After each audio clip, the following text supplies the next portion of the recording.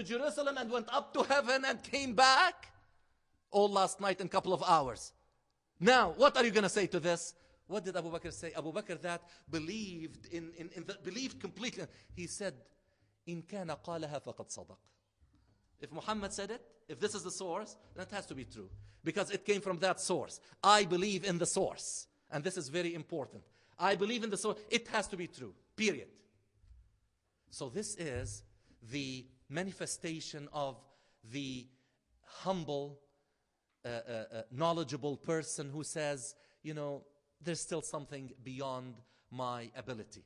Now, I would like every time to have about 15 minutes for questions and answers that hopefully will pertain to what we said so that we keep on building later on.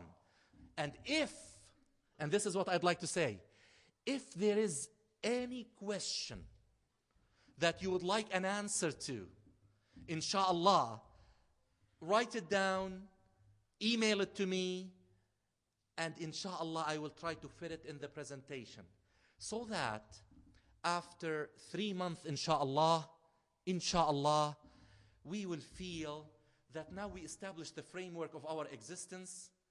Let us now, and this is inshallah, that this will be something that we will experience from now on. I would like to bring back the series of the stories of the prophets and messengers, Qasasul Anbiya, so that we will fit the human history, which is history through revelations, history through prophets and messengers, throughout this framework. We will know, what did Ibrahim say, and when did he come, and at what point in history did he establish things for us? What about his relationship to Noah? What about Adam? What about, all the others? And then after that, we will start the series of Fiqh as-Sirah to understand the life history of Prophet Muhammad sallallahu alayhi wasallam. And this way, we would establish the framework that we will start to build on later, inshallah, God willing. So now, 4 minutes to wrap up this introduction to the series on a matter of life and death. What we said is that people still consider this a mystery. People continue every time they stand around this hall and they see someone who was just yesterday, and they keep saying to each other, subhanallah, بس امبارح كان عم يحكيني وما ماله شيء ووجهه مضوي. They will say, but yesterday he was just fine. She was talking to me. She was healthy.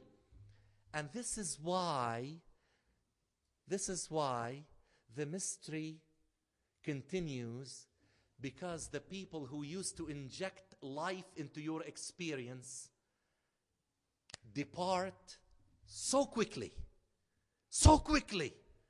that we've got to really learn from death. And many people, they said, we've got to defeat death.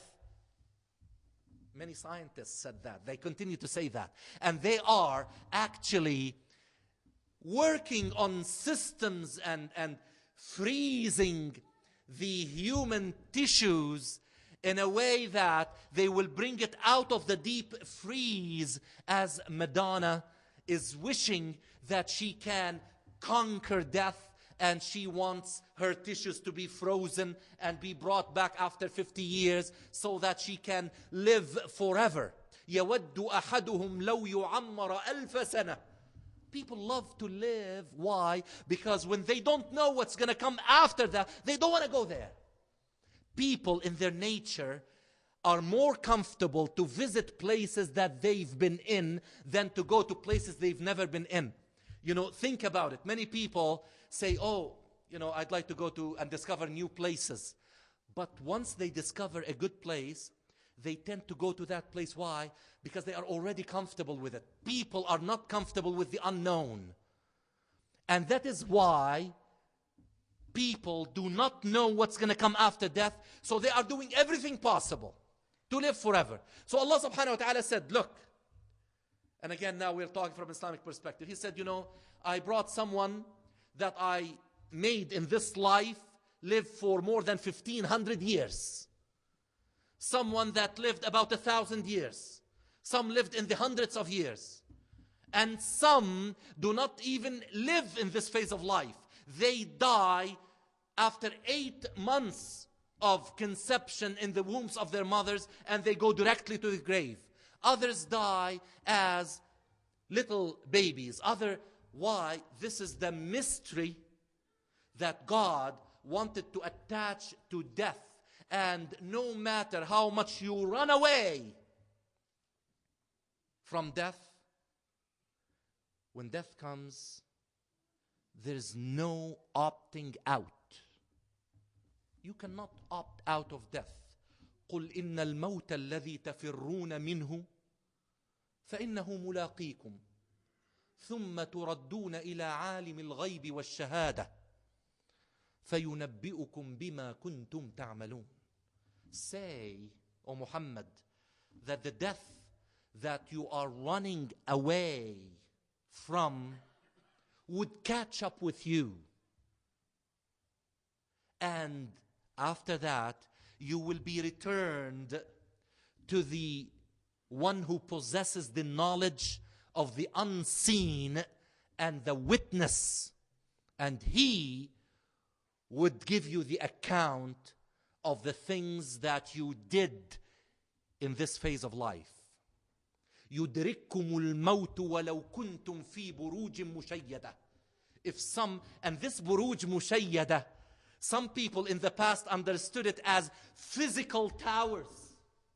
No, buruj mushayyada carries with it the meaning of knowledge upon knowledge upon knowledge of medicine and things that you keep building for you to escape from death. Burujun mushayyada, of knowledge, of the know-how to escape from death, to do things. People, I tell you, and it's not that it is bad to do this, but there are people, once they get to their 50s, okay, they start to exercise every day, and they start to eat healthy food, and they start to watch their time of sleep, and why? Because they said, we're 50 years, we've got to, accumulate as much. You see, Asim is shaking his head, that's once you reach 50, Asim, you will, MashaAllah.